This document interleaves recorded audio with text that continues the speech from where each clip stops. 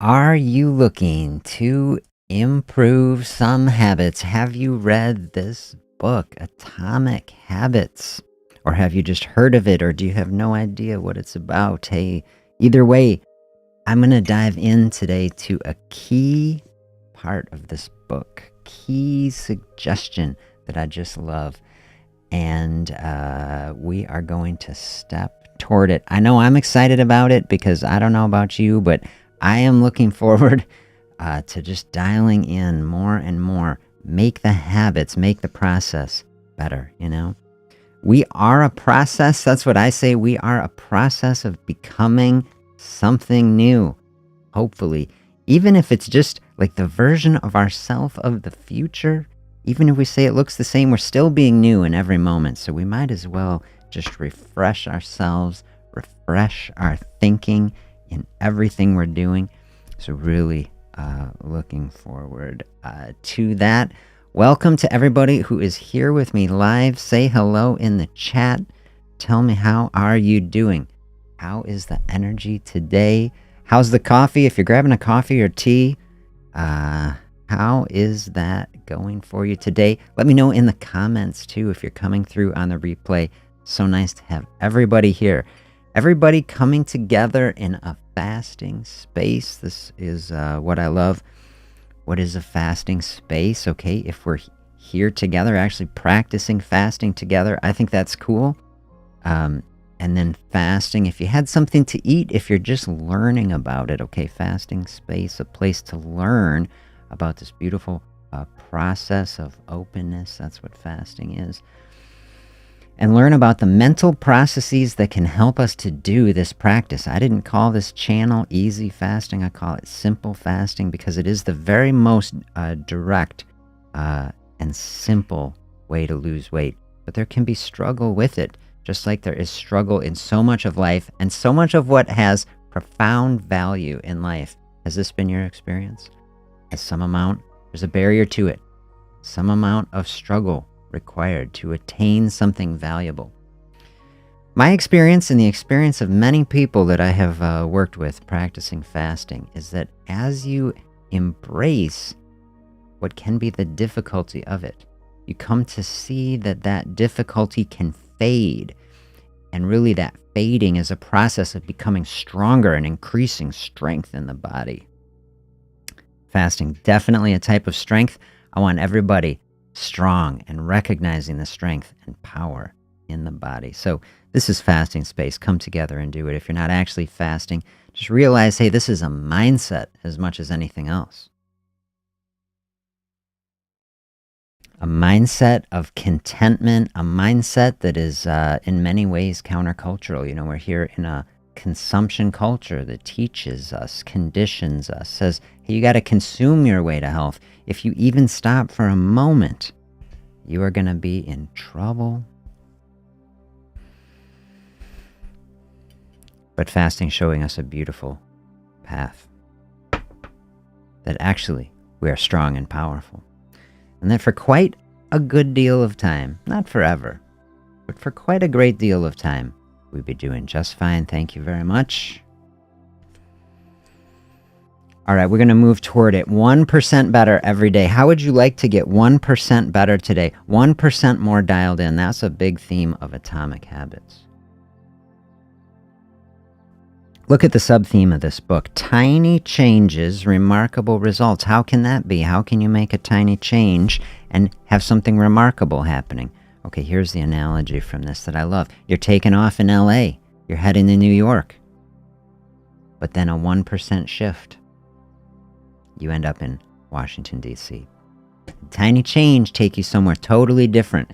And I love this analogy for so many reasons, because a cross-country flight is a long journey, right? A path of becoming someone new, someone different. That doesn't happen overnight. Every sort of lose weight quick thing, all the marketing and the hype. Okay, listen, we are on a journey. You know what I mean? Health is a journey. Health is our life. Our life is a journey and a process. So getting 1% better every day, hey, that's enough. That's what I say. would take the pressure off everything about what I want to do. I'd take the pressure off myself. Right now, I'm all amped up. So excited about the habit scorecard. I do love it.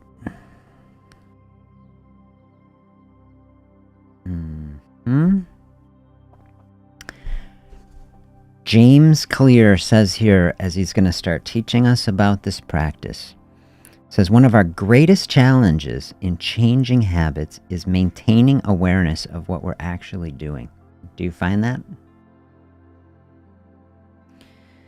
So many times, like, we set out in a direction, we set out with a thought, we have an intention, and it's like we are just living in distraction city, right? And our whole life, between whatever our responsibilities are, work and relationships and just society and everything that is happening, can be very hard to stay dialed in on something.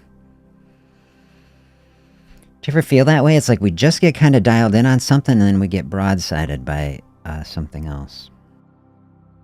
It's like, put the fires out. It's like, oh, wasn't I doing this? We got to dial ourselves back in. This is why any sort of process is not... There's a winding road to a destination, because life is filled with unexpected twists and turns. This helps explain why the consequences of bad habits can sneak up on us. We're not really aware of them. We need a point and call system. That was yesterday. Remember, we say just like when we're doing things, we need to start calling it out. This is a process of building awareness. I love that. Put a point and call system in our personal lives. That's the origin of this habit scorecard. A simple exercise you can use to become more aware of your behavior. We want to be aware of what we're doing, right? Fasting, to me, I describe a practice of openness, right? We are opening up space in our life, space in the diet, space in our consumption pattern. And we are a mind body. We start opening up that physical space in the body. That is opening up a corollary space in the mind, the mental process, and it helps us to see and feel the connection between mind and body. Lots of stuff can come into that space. Hunger being the most obvious, right? And we talk a lot. How do we flow through that space? How do we deeply understand it? And then so many things tied into that.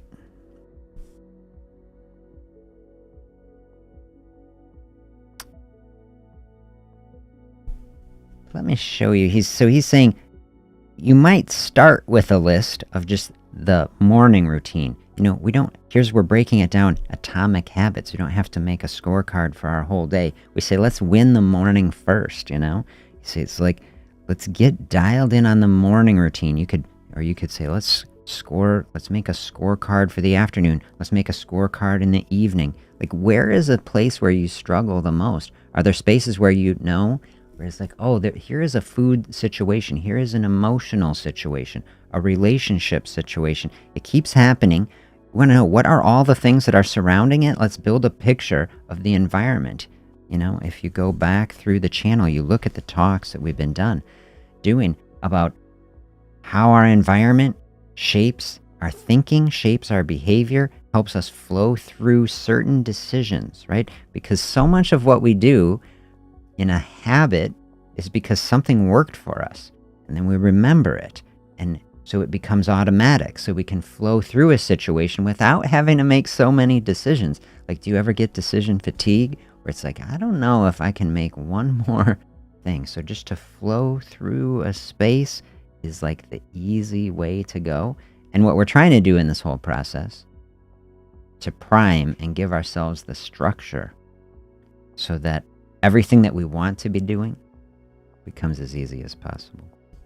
So he's got a list here. Here's everything that's happening in his morning. It's like he's getting up, turn off the alarm, check the phone, weigh myself, go take a shower, brush, floss, teeth, deodorant, get dressed, make some tea. And he's flowing through this list, right? So he's just getting like, here's everything that's happening, just as a level, right? You see, maybe you actually put it on an index card. Like I could say, you could have some cards You could do a couple of them, throughout the day and say, hey, here's everything that is happening.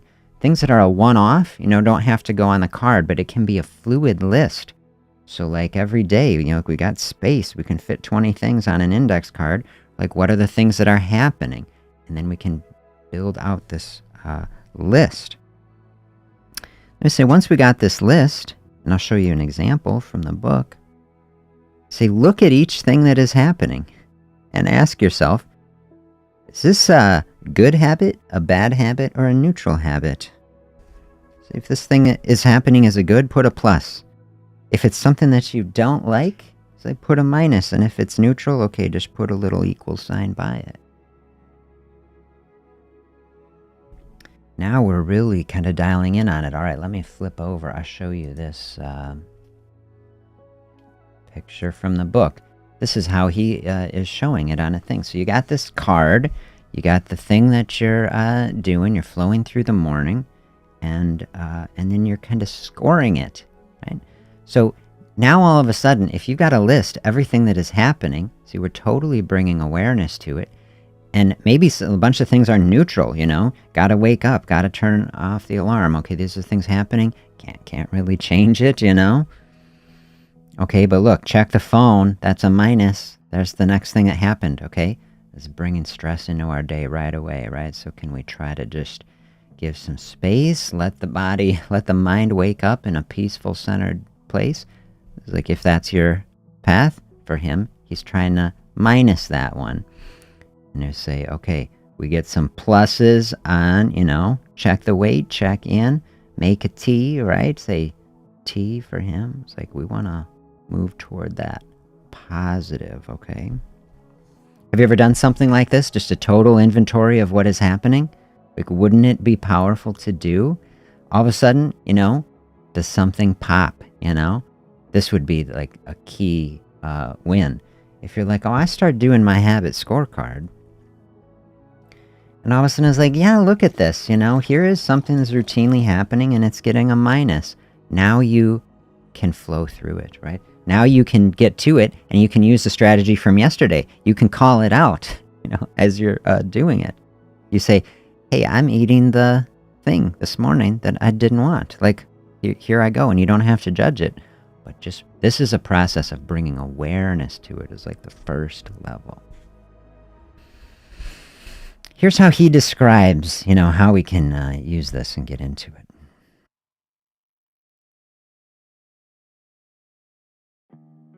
The marks that you give to a particular habit will depend on your situation and goals.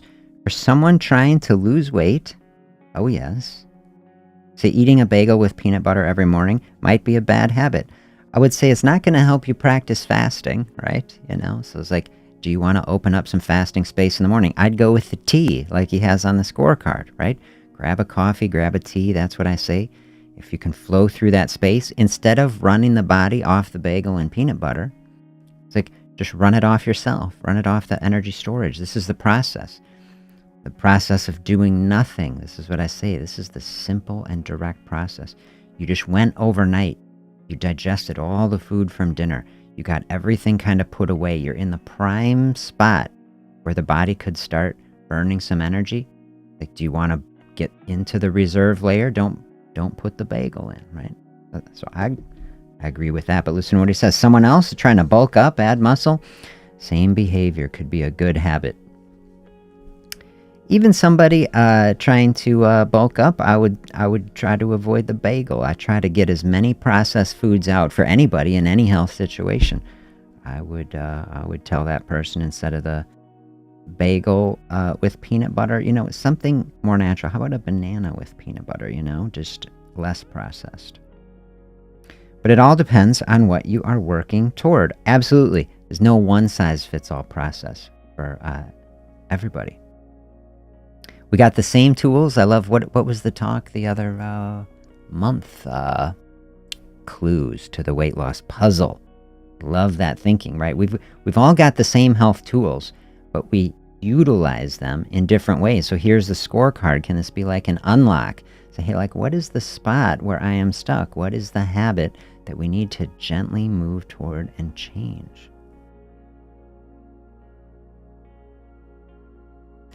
scoring habits can be more complex for another reason as well. He says,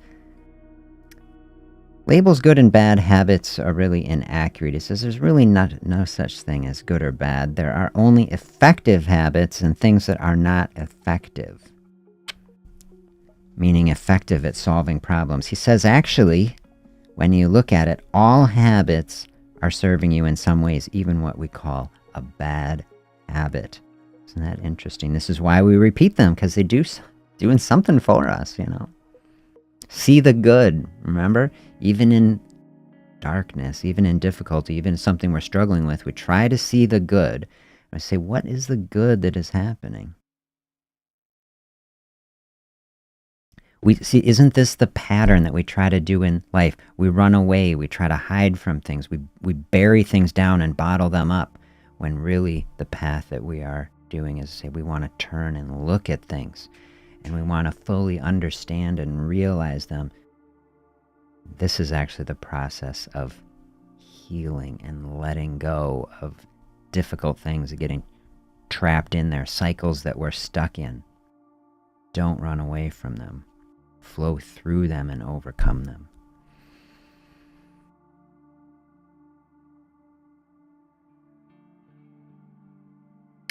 For this exercise, he's saying the pluses, the minuses, think of them by how they will benefit you in the long run. Things that are benefiting you in the long run, give them a plus, right?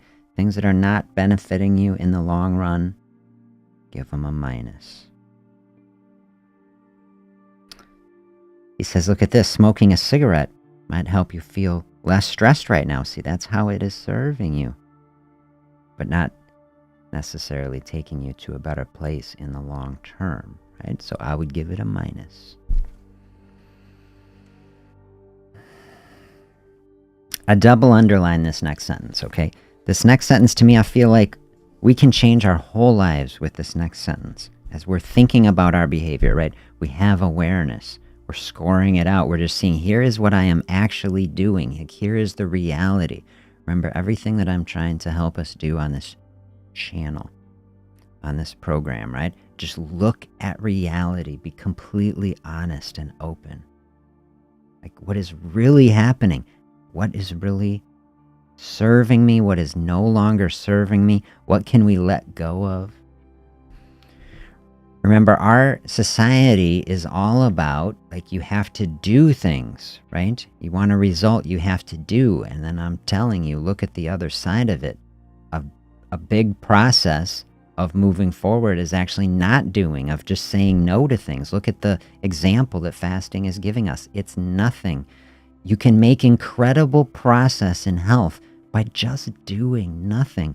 And it's the process of saying no to all these other things that is actually helping us to move forward. Here's my favorite sentence, maybe of the whole book so far. Does this behavior help me become the type of person I wish to be?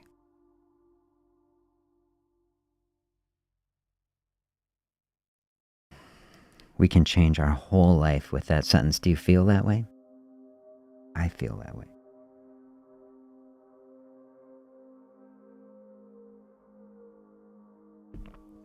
We've done some deep thinking, I say, on that question.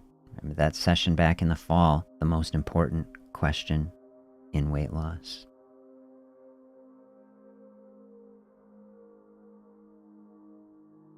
What do I really want? And then this book challenged us. That was the question I asked, and this book pushed us even deeper. Who am I? You know, I was saying, so maybe we can go even deeper. But those two questions very related, you know. Who am I? Who is this person? And then from that place, like, what do I want? Everything flowing out of identity, you know. So often this book is so many golden ideas. Remember, we had that section, the target, that many times, like, we have actions out here and we try to come at things by changing actions to force them inside to change, when really it's like, if we can start in the center, like, who am I and what do I want, then things can flow out. We start answering this question with this scorecard. right? We're looking at it. Who am I? What do I want? How does this behavior help me become the type of person I wish to be? Then when we're looking at our scorecard and we're looking at everything that is happening, we're saying, what is in alignment? What is the actual way of being? See, what we're trying to do in life and health is we're trying to find a way of being in the world where we're living in alignment with who we are and what we want. When we're operating from that place, this is how we start flowing through all of these experiences without struggling against them. So much when we try to change our habits by brute forcing them first, without really feeling in alignment with it, then we end up fighting ourselves. Have you ever felt that way? It's like you don't really want to be doing something, but then you also do, and then it's like you have habits with it, and you're just like, you can struggle and be stuck in that place where it's like we're just fighting ourselves. Hey, good morning, welcome. So nice to have you here. How are you today? So this is the space that we're trying to get into, this really deep space where we're looking at the reality of the situation. What are the things that are actually happening in our life? And then diving deep with these things. How does this behavior help me become the type of person I want to be? See, this is connecting all of these thoughts to me that we've been doing, from everything from science and like the actual physiology of the body, how inflammation is happening in the body and driving in to hormonal processes that are controlling how energy pathways and food, energy storage and release is happening in the body. See, that's one side of things. And then the whole other side of it that, we've been bringing in, the creative aspect of how do we shape and mold and create this experience, which is creating the way of being. We want that way of being to be centered and at peace, so that we can flow through everything like this. The things we've got to do, the tasks and the things, that we flow through it without struggling, or that we handle and cope with and manage the struggle that is unavoidable in life in the best way that we can. Queen of Heaven is heading out to the pool shortly and the sauna, trying to develop a habit. Hey, that is awesome. That sounds great. A friend of mine rented a portable wood-fired sauna over the weekend, and they threw a sauna party. They had everybody coming over and going through the sauna, and it was snowing here in Madison, and so it was just like a blizzard, and then we were going in this super hot sauna, and it was so much fun. And, their neighborhood, so many of the people that were coming, it was just neighbors. And so like the whole community, like coming in, people just cycling in and out. And it was such a wholesome, positive, like community event. I was thinking of, I've talked to people, in Scandinavia and Norway, other places that have structures like this, making it through the winter. And I was thinking, how nice to have like such a positive community, thing that is also a health practice.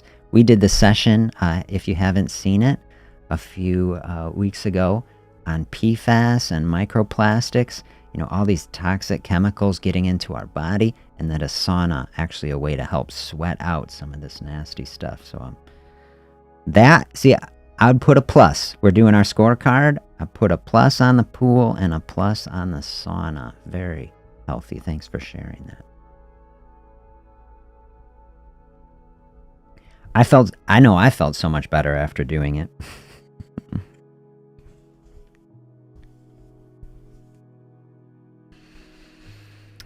Okay, we got the scorecard. Here's a little caveat.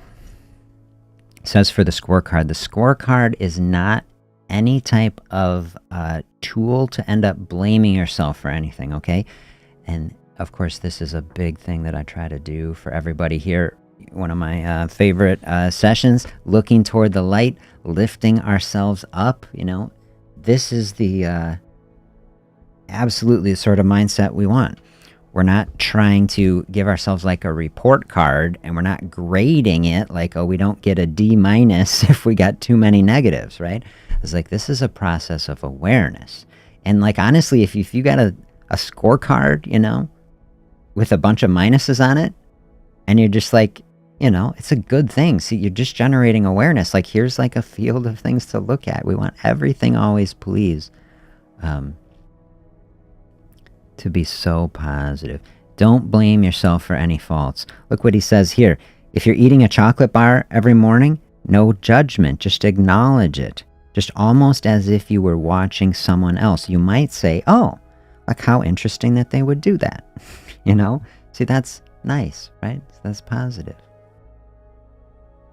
If you're struggling with overeating, simply notice that you're eating more than you want. If you're wasting time online, notice that you are spending your life in a way that you do not want to do.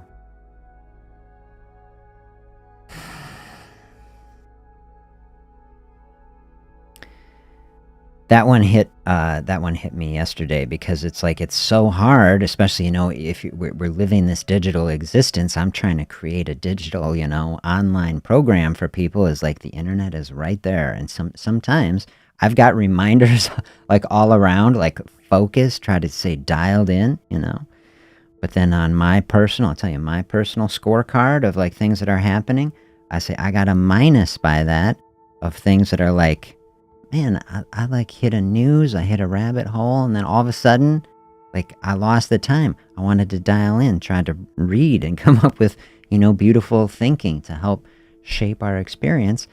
And then I was like, oh, then I'm worried about some other thing. And like, it's so easy for our thinking to get taken from us, by algorithms. So I got a minus on that. It's like, I want to be dialed in on better health for myself, for everybody.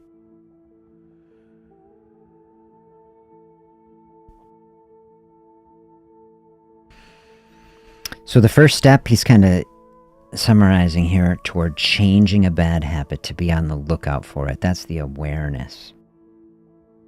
Once we have an awareness, we can use our trick from yesterday, point and call. Just point at the things that are happening. If we got our scorecard, then we can start to see it. And then maybe it takes a few days and we're going through it and we're adding the things that are happening. And then we can be looking out. Do you see how if you've got a card and you've actually physically written it out, you might know what's coming? Like if you're struggling with something like this, oh, it's like every time I get through this, I wasn't going to do it, but then like I already did it, because our emotions are primed. If you got a card, you can see the stuff coming. You can start calling it out. You can physically say it, especially if you're by yourself. You don't have to be weird, or you can whisper it. You can do a mini point and call. You'd be like, I see this is coming. Like we got our radar up, like we're looking out. This is so good. Say out loud what you are thinking. It's making it tangible. If you're trying to cut back on some snacking habit, but you notice yourself grabbing another one, you say, I'm about to eat this, but this is on the card, right? Doesn't mean you don't have to do it. Nothing forced, right? And no judgment. But this is just a practice of bringing awareness to it. But what you might find is that as you have awareness to it, like you're building up the strength. You're, like I say, walking along a river.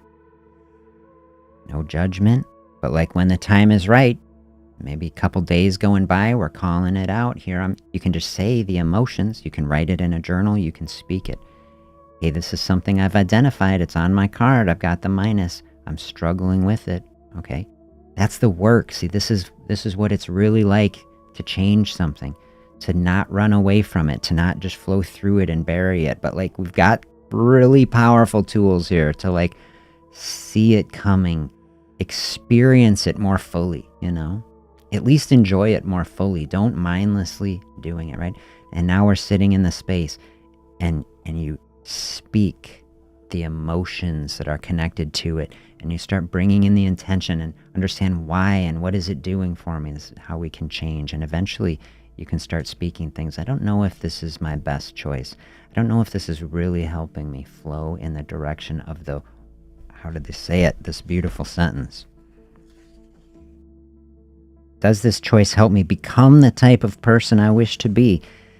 And if you really have brought the intention in and you have decided that it doesn't, and we've we are practicing it, then you can start speaking what you wish to be. I wish that I was able to overcome this process with strength and grace and thoughtfulness.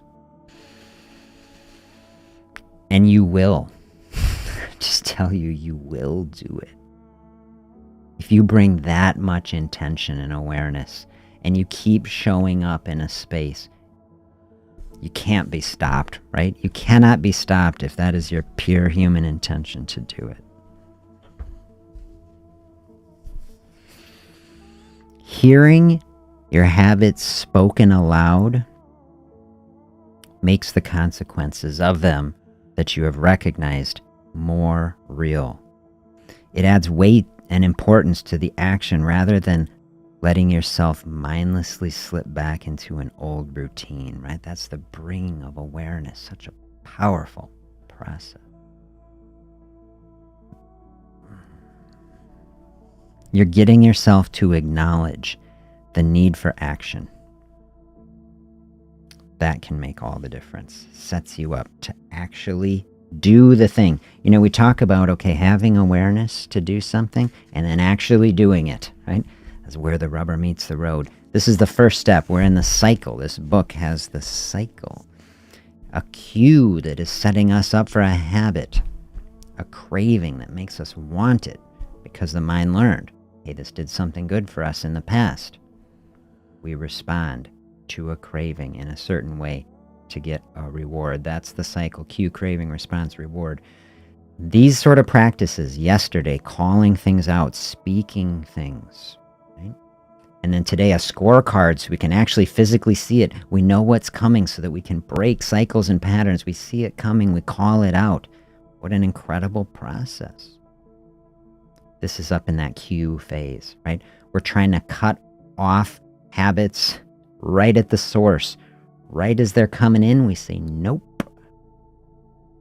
Hit it. Break the cycle, create a new cycle, right? You say we have negative cycles where we flow through this, like we feel stuck in them. We're trying to get right at the root here, right at the beginning of the habit cycle, and we're intervening. And we're saying, no, we're creating a new cycle and we're shaping it. Do you see what I'm saying? That we're trying to create a space where we have done this, we've done this type of thing with everything on the list that is giving us a minus and replacing it with a plus when we're flowing through the space. Now we're doing this and it creates a positive cycle, right? Like you said, we got a minus on the bagel with peanut butter in the morning and we got a plus on the black coffee, tea, or water, and then we made that change, right? And we can do something like that. And we say, we flow through that, and then we practice that. Then we start cycling in that. And like many people, you probably come to find over a week or 3. It's like the kind of the idea, how long it takes, like shape a habit. That then that process, like any other habit, start getting in a groove with that, then that fades into the background. And then all of a sudden, now we have a bit of a different way of being. And then we can, like we got our Rolodex of cards, like now we start working on the next barrier. This is how you use this tool, this little scorecard, the pointing and the calling. You use that to gently, just pick one at a time, It's like we got a card, it's got all these things on it. Just pick the one thing that you want to flow toward and work on that and start setting up a new groove on that until you feel good on it. And then we start practicing the next one. Isn't that a nice way to approach something? I say yes. I say it is. Let me know your experience with it in the days, weeks, months to come. Let me know how you feel about it. Do you use it? Do you find benefit from it? How do you use it in your life, and what is the effect? I love to hear it.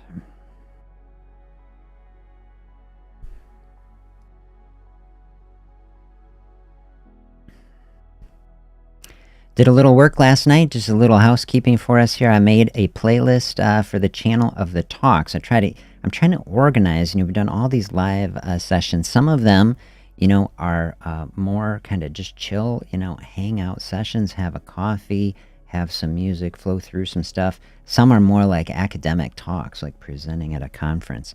I made a list for a playlist of all the talks, just so it's easier to kind of tease out where they are.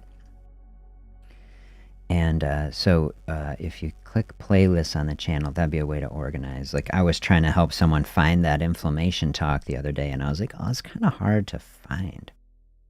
And and then I'm going to try to make some more of these playlists, organize some playlists, like which were the ones where we're going through fast and slow, like just to organize these.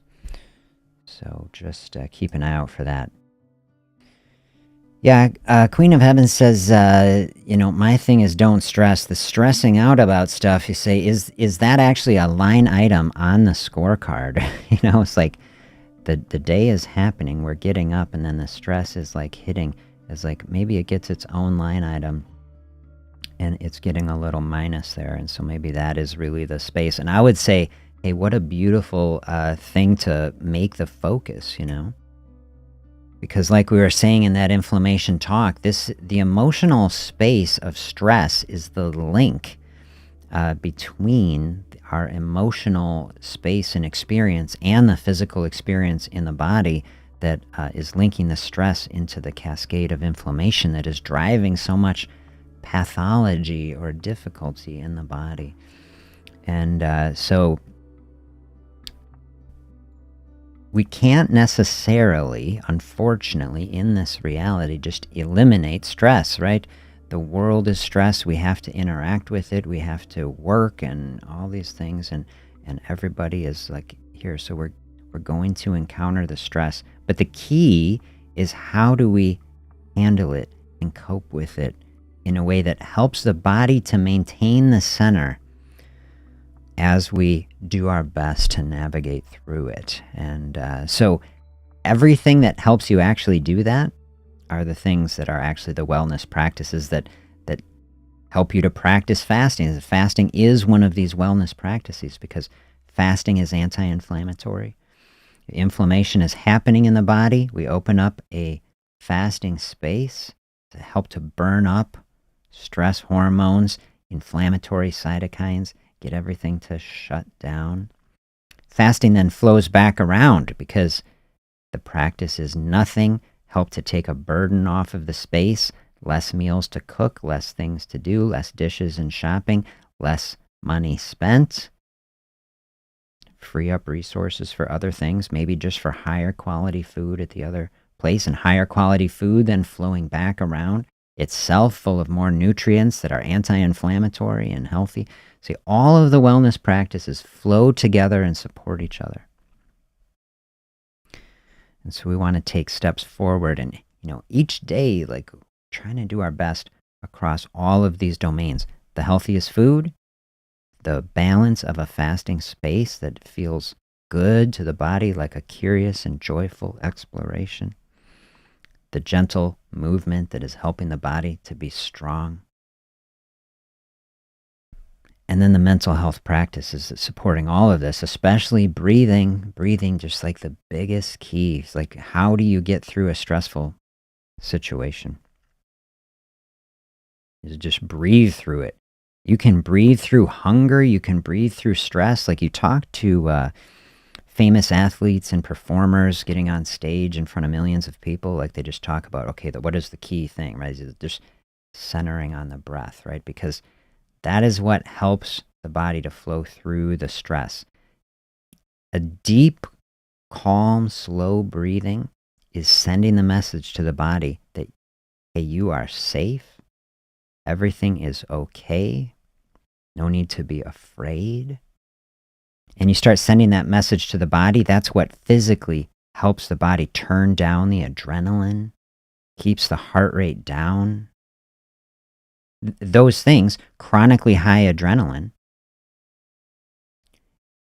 stimulating release of cortisol. Remember, cortisol is good in the body. Cortisol is stress hormone, but it's normal. It's supposed to come out in the night, help with repairing our body, and then it's supposed to go away again. When we're in that fight or flight mode all the time, we're always stressed, cortisol in low levels getting released all the time. That's sending a totally different message to the body. Remember, the point of hormones in the body, they're communication signals in the body.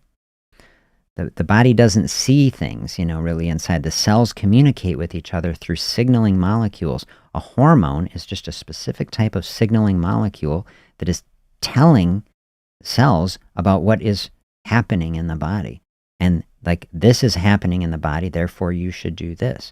And so when chronic cortisol being released all the time is telling the body, you are not safe, you are in danger, you need to activate the immune system. Right? The immune system's like an army. It's got weapons, it's got guns, right? It can blow stuff up. And that's really good. You got some nasty bacteria coming in trying to take over your body. You want to call in the troops and you want to drop the bombs and you want to kill those things and just sterilize it. That's what inflammation is for, right? Is to sterilize the things, okay? But when we are getting that message all the time, we're chronically stressed. We never even take a big, deep breath.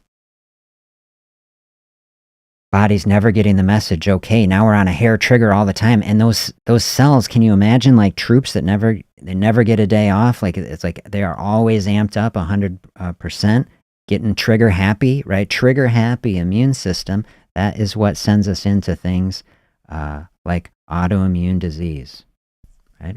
Whereas like they just start shooting stuff, Yeah. I love it. I totally love it. So it's so simple. This is why I call things simple fasting, because simplicity is something that is completely underrated in our society. Our society glorifies things that are big and flashy and complex and technological, and it pays almost no mind to things that are simple and things that have existed for thousands of years. Is like there's a feeling. Do you feel this in society? Like, it's like we're beyond that now. We got GPUs and graphics cards that you wouldn't even believe what they can do. Okay, we don't need to talk about things like breathing in and out. Okay, it's like this is just, it's so far beyond. I think it feels primitive to people. Say we are advanced now. But really, this is where the deviation has come. This is why people are so unwell, because we have abandoned the very core things, the core foundational things of how you actually live in a healthy and peaceful way. The body needs these messages coming to it that things are actually okay, so that it can shut down the attack units, activate the healing and resting and repairing processes that help to maintain the system. That's just, as best I can tell, it's just the reality of how a human body flourishes. It's like we can handle an acute stress, right? We can do difficult things. We overcome infections. We fight off nasty animals trying to attack us, so we fight it. Okay, you need the stress hormones because that message then, fight or flight, is just priming everything, getting the muscles primed, the mind, the heart rate, the blood flow, the blood pressure, just amp everything up, because you got to make an all-out effort to live. You think about, the difficult reality of the struggle of human beings, but that sort of state, that isn't meant to last forever. And like so many things in our society, just primed, it's like we're in this never-ending emergency. And do you just see how that can be so damaging to the body?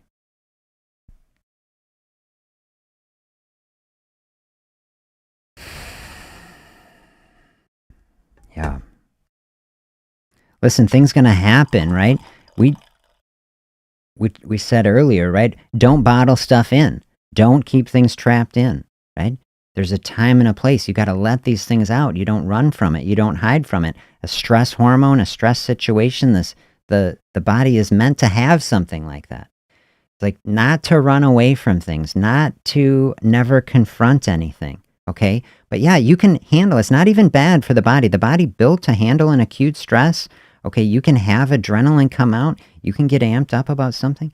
But the whole point of that, the thing about it is that is supposed to help us survive and thrive. We utilize that state, say, hey, get through something, work through something, and then come to a place of peace. But coming to a place of peace is like really good. Like that's the goal of it. Whether it's surviving the jaguar attack or it's dealing with a conflict, okay? But then settle it and move on. Like our society, when we don't want to confront anyone, we never want to offend anyone, if we don't want to have some difficult experience, then we just keep it bottled up, right? And then we have the chronic stress. The trauma is there. It's never fully experienced. It's never released. This is what we're trying to do. The process of actually doing the deep work and identifying these things, not being afraid to experience something difficult, is the process of healing, of how you actually get that out. How do you get an emotion out? How do you get a trauma out of the body?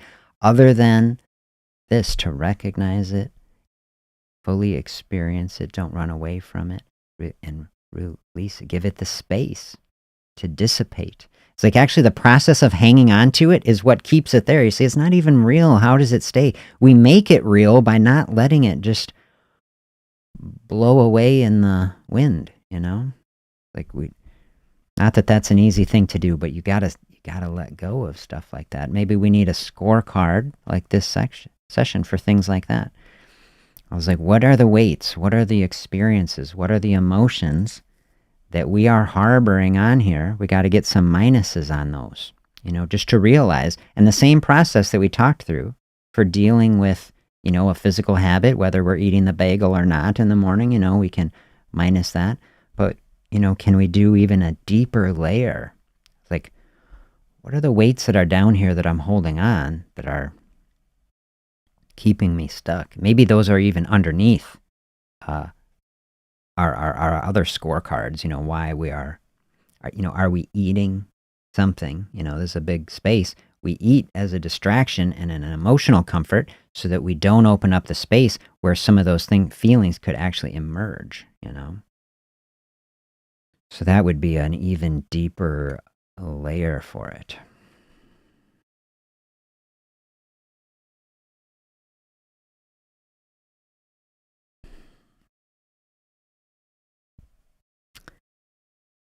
So I think it's fair to say we all have something like that, right? We all have multiple things like that.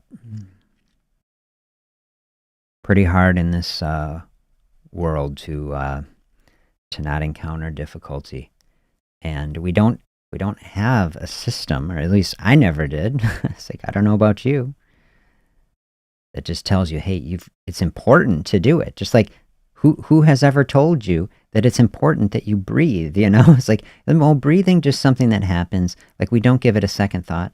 But how are you doing it, and are you being intentional? And we've gone through the box breathing, right?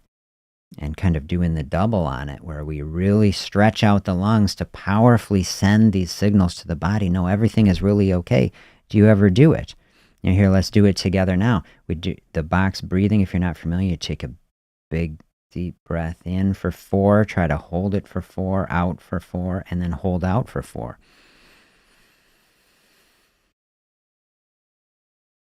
There's 4 in, and now we're holding for 4. And then out for 4. 1, 2, 3, 4. And then hold in that space.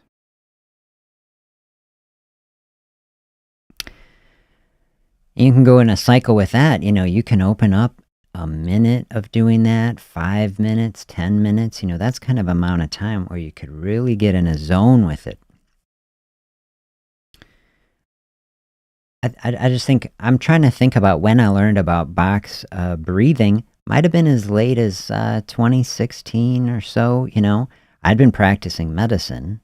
I can hardly believe it, for quite a few years, never knowing about box breathing, and it's one of the most helpful processes. I think, when I just think about my primary care practice, how many people coming into a primary care office who are struggling with anxiety? I mean, I just think about my own self. Like, how many prescriptions did I write for a medication, an anti-anxiety medication, before I counseled someone just about something as fundamental as how is your breathing and can it help?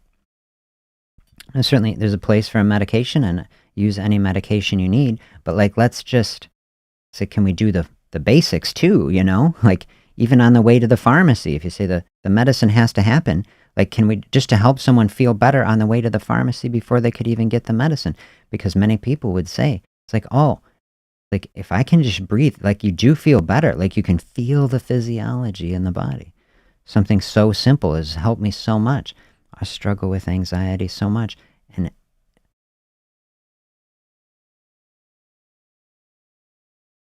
even one breath, do you feel this? Even one deep, thoughtful, intentional breath can help you feel a little bit better, even once.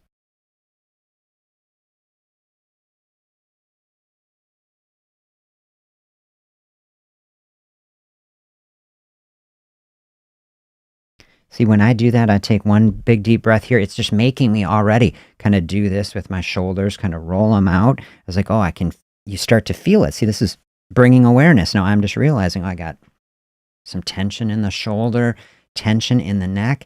I can feel it, tension in the arms all the way down to the hands. It just makes you want to do something like that.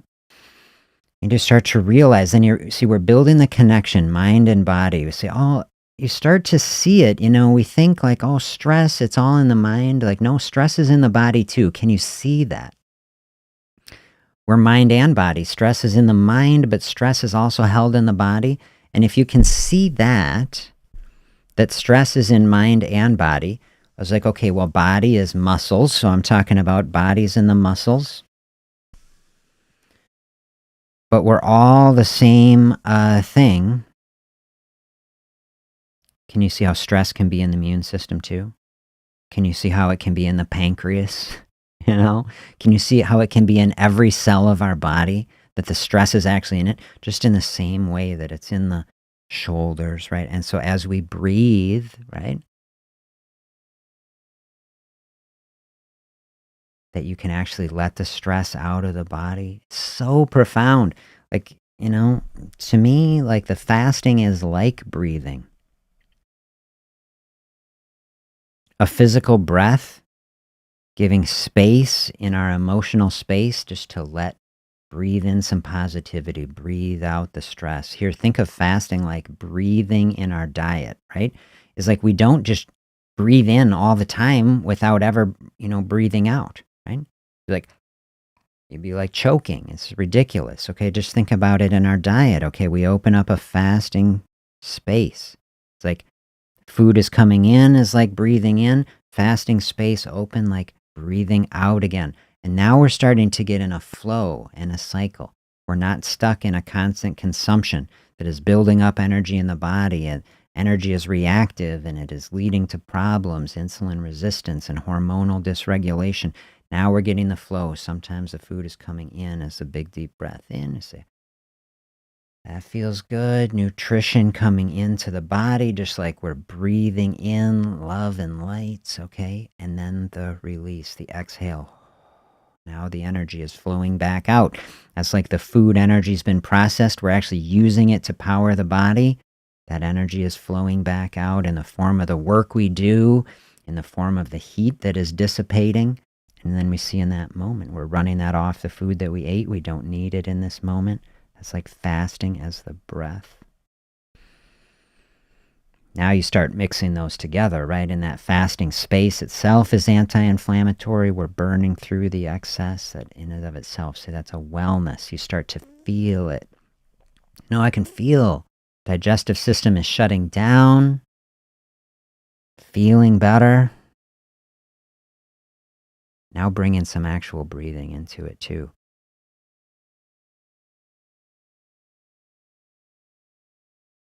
Then do you see how all this flows together? It's just all of health flows together. Then it's helping you to do some beautiful movement. Now we're doing the actual breathing, helps you to feel in the body. Where is the stress? helps your body just feel what feels good, you know? See, move the body, and then now we're actually physically releasing tension in the body.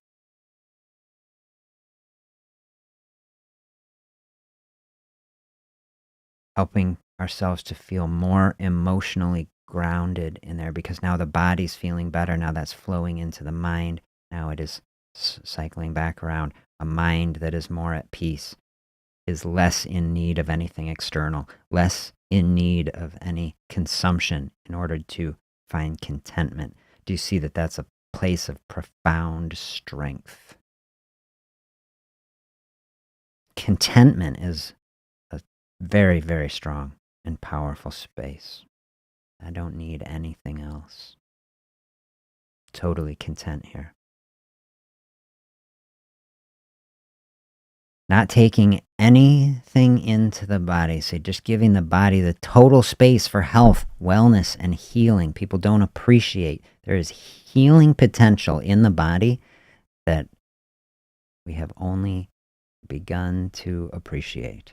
The fasting space I call healing space in the body.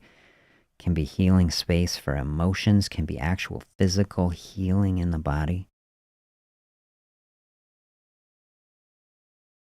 I was like, level 1, we can just see, okay? If you think of obesity as a weight problem, as a disease, like, well, here's the most obvious place to see it. That as we open up a fasting space, whether you call that a disease or you call it a resource, which is how I like to think of it, that we say we can open up this space and this problem, however we define it, can dissolve, okay? We're just dissolving the problem in this space, and we flow through it in as comfortable and thoughtful and gentle a way as possible. See, so there's an example. A medical condition that we label a chronic disease. They say we can help to dissolve that. Do you see? Do you think that's fair to say? That is a healing of the body.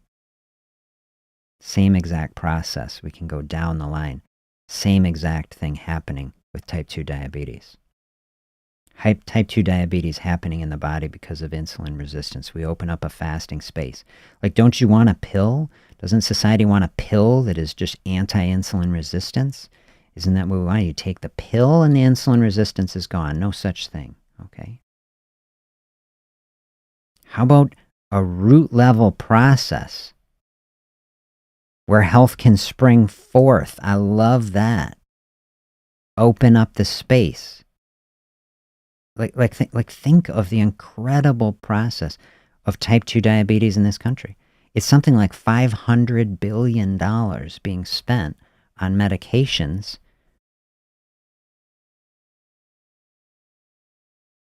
When we open up space, look what can happen.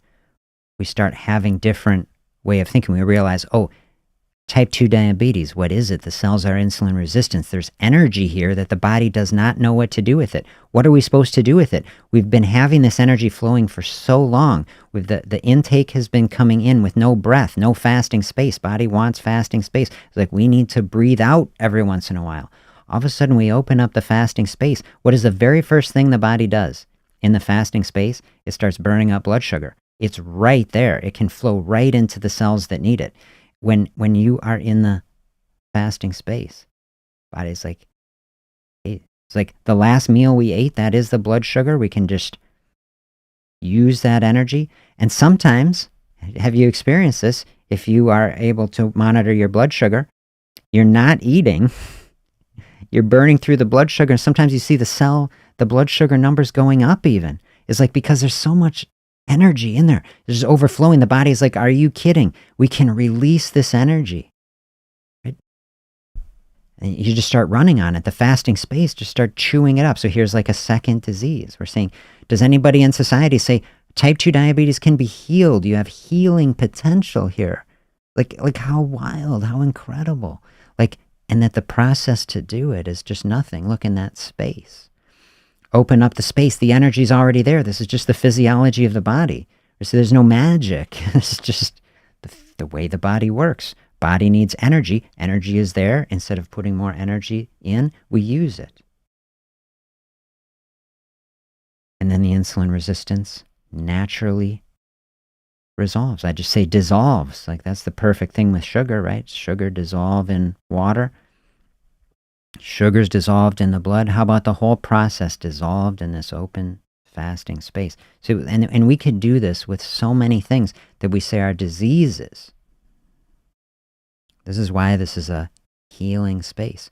We can go through digestive disorders, autoimmune diseases, types of autoimmune arthritis, chronic pains. I've seen so much healing, actual healing come from this process. And I just, I'll tell you, to me, it feels good at least to be here in our tiny little space and sharing it. Like, to me, like, shouldn't this be like front page news? like shouldn't we be talking somewhere, on talk shows and TV shows and be like, hey, do you see how profound this is?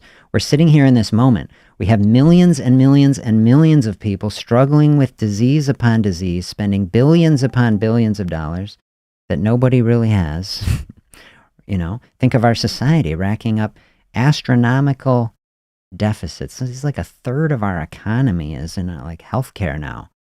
And I was like, here we have the practice. Like, just like we were saying, someone comes into a primary care office struggling with anxiety, getting a prescription without being taught how to breathe physiologically to help with it. This is like a metaphor for our entire health system with chronic disease, So it just feels really good for me personally, at least to talk about it, And it feels really good, to help people with it. So I love doing it. If you're here in Wisconsin, I'm meeting with people in person now in my clinic. Such a joy. I got to tell you, I love meeting with people in person. Again, since I left the university, I've been all telemedicine, which has been good. And it's helped me connect with people all over Wisconsin. I'm loving seeing people in person again. Check out simplefasting.com if you are in my area. I'm starting group in-person visits, which are super fun, and also a way to get in more connection in a more economical way, because I'm trying to balance, the business reality, got to make money to cover the office, okay?